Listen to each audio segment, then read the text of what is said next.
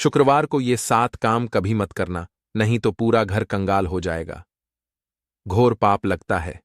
हे माता लक्ष्मी, जो भी आपकी इस वीडियो को लाइक तो, हे लक्ष्मी माता, उसकी जन्म जन्मांतर की गरीबी को दूर कर देना, उसके दुख दर्द दूर कर देना। माता लक्ष्मी भक्तों जैसे कि हमारे सप्ताह में जो हिंदू धर्म में सभी जो दिन है, यह अलग अलग देवी देवताओं को समर्पित होते हैं। ये जो शुक्रवार का दिन मां लक्ष्मी को समर्पित है और महालक्ष्मी को धन की देवी कहा जाता है। मां लक्ष्मी धन, सुख, संपत्ति, ऐशो आराम तथा धन संपदा की देवी कही जाती है। तो वीडियो को ध्यान से देखना। भक्तों, आज की इस वीडियो में मैं आप लोगों को शुक्रवार के दिन वह ऐसी कौन सी गलतियां हैं मित्रों जो नहीं करना चाहिए, और शुक्रवार को संतोषी माता का व्रत भी किया जाता है। भक्तों, अगर आपने घर के मुख्य द्वार पर दीपक जला करके रखा है तो ऐसे घर में मां लक्ष्मी प्रवेश कर जाती हैं। ऐसे घर में धन की वृद्धि होती है। धर्मशास्त्र ये भी कहते हैं माता लक्ष्मी शाम 5 बजे से 7 बजे के बीच में लेकर के जो 10 या 11 बजे के बीच, इन्हीं के आसपास में माता लक्ष्मी हमारे घर में प्रवेश करती हैं। तो हमें इस बात का विशेष ध्यान रखना चाहिए।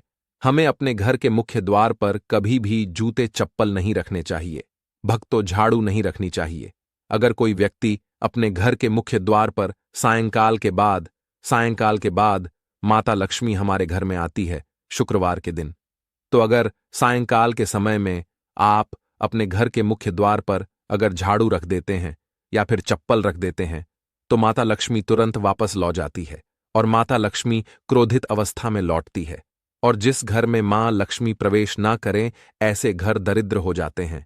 ऐसे घर में उनकी बड़ी बहन दरिद्रता प्रवेश करती है। आपने जरूर देखा होगा।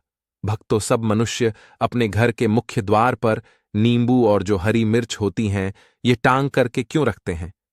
इसको टांगने का कारण है, जिस घर में नींबू और जो हरी मिर्च टंगी होती है, उस घर में माता लक्ष्मी की बहन दरिद्रता प्रवेश नहीं करती, क्योंकि दरिद्रता देवी का मुख्य आहार नींबू और मिर्ची है। इसलिए यह भी कहा जाता है दोस्तों कि अपने घर के फ्रिज में कभी भी एक साथ नींबू और मिर्ची नहीं रखने चाहिए। जिस घर के फ्रिज में अगर एक साथ नींबू और मिर्ची रखे जाते हैं, वह घर कंगाल हो जाता है। उस घर में धन का अभाव होने लगता है। उस घर में दरिद्रता आ जाती है। और जिस घर में दरिद्रता प्रवेश कर जाए, दरिद्रता आ जाए, उस घर में हमेशा दुख और तकलीफ आती है, क्योंकि दरिद्रता देवी के साथ में दुख और तकलीफ ये दोनों उनके सेवक के रूप में चलते हैं। तो अगर आप चाहते हैं कि आपके घर में मां लक्ष्मी प्रवेश कर जाएं, आप भी धन वैभव से परिपूर्ण बने रहे, तो वीडियो को पूरा जरूर देखना। आप ही लोगों के फायदे के लिए यह वीडियो मैं आप लोगों के लिए बना रहा हूं। वीडियो थोड़ी लंबी हो सकती है, लेकिन जानकारी अच्छी होगी। देखिए, जो जानकारी होती है हमेशा यूजफुल होती है। अभी नहीं तो बाद में चल करके काम जरूर आती है। वीडियो में आगे बढ़ने से पहले, जानकारी बताने से पहले अभी तक वीडियो को लाइक नहीं किया है तो वीडियो को लाइक कर चैनल को सब्सक्राइब जरूर कर लेना। भक्तों, शुक्रवार की रात को अष्टलक्ष्मी का पूजन जरूर करना चाहिए। इनके समक्ष धूप बत्ती जलानी चाहिए। गुलाब के फूल अर्पित करने चाहिए। अगर आप अपने जीवन काल में केवल 7 शुक्रवार तक ध्यान से सुनिए, अगर केवल 7 शुक्रवार तक गुलाब की पुष्प माता लक्ष्मी को इत्र लगा करके अर्पित कर देते हैं, तो अष्टलक्ष्मी आपसे प्रसन्न होती है। अष्टलक्ष्मी को जो लाल कलर के पुष्प हैं दोस्तों, खास करके जो गुलाब के पुष्प है, अत्यंत प्रिय हैं। और किसी भी चाहे नॉर्मल व्यक्ति को देख लो, उनकी प्रिय वस्तु अगर आप उनको देते हैं तो काफी प्रसन्न होते हैं। ये तो देवी मां है, तो आपसे प्रसन्न होंगी। तो आपके जीवन में धन संबंधित समस्या है, किसी भी प्रकार की परेशानी है, वह दूर हो जाती है। लेकिन इससे पहले ऐं ह्रीं श्रीं अष्टलक्ष्मी ह्रीं सिदे मम गिरी आगच्छ आगच्छ नमः स्व, इस मंत्र को जरूर पढ़ना है।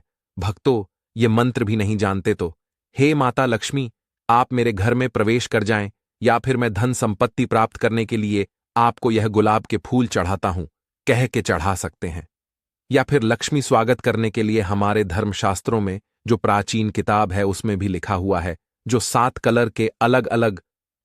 कलर के गुलाब के पुष्प आते हैं, उसमें इत्र छिड़क करके घर के मुख्य द्वार पर अलग अलग 1-1, 2-2 फीट के अंतराल में अगर 7 जगह गुलाब के पुष्प सायंकाल के बाद रखते हैं, तो उस घर में मां लक्ष्मी स्वयं उस घर में प्रवेश कर जाती हैं। इनकी खुशबू से स्वयं माता लक्ष्मी खींची चली आती है।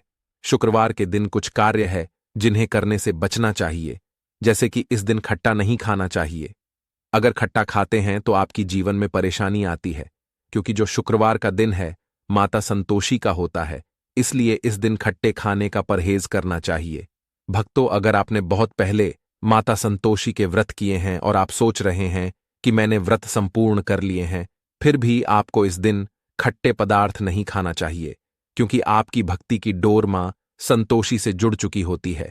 इसीलिए माता रानी को जो भी धोखा देता है, खट्टे पदार्थ खा लेता है, उसके जीवन में अंधकार सा छा जाता है।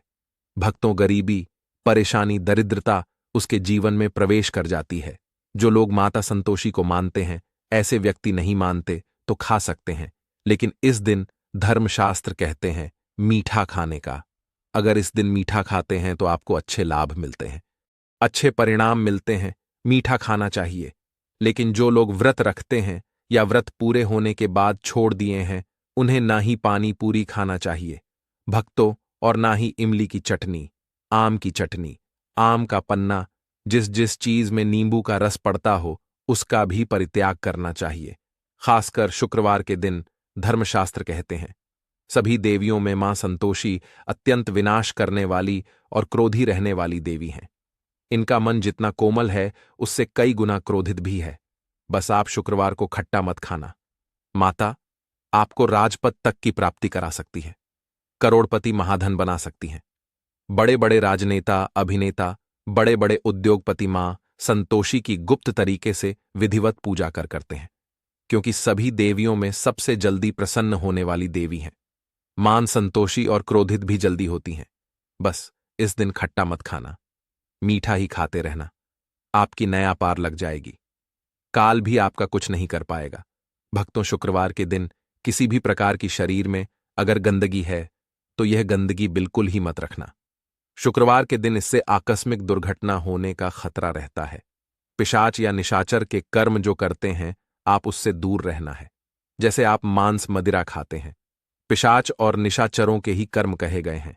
शुक्रवार के दिन भगवान कृष्ण कहते हैं कि शुक्रवार के दिन पति पत्नी को आपस में प्रेम की बेला में समर्पित होना चाहिए।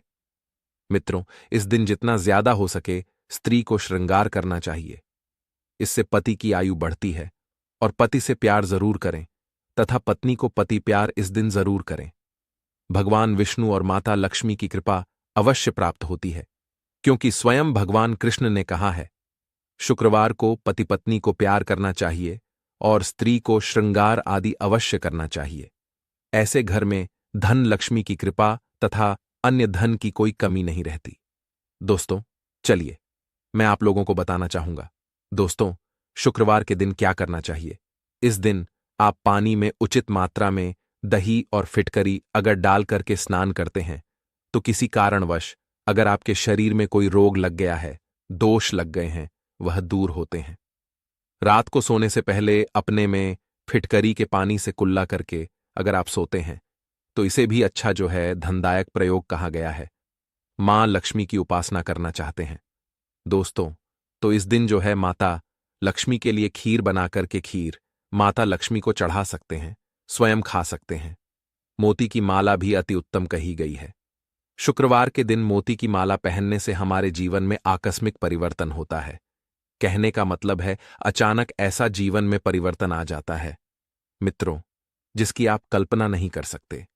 यानी जीवन में आपको आगे बढ़ने में, आपकी प्रगति करने में, प्रोग्रेस करने में काफी मदद करती है।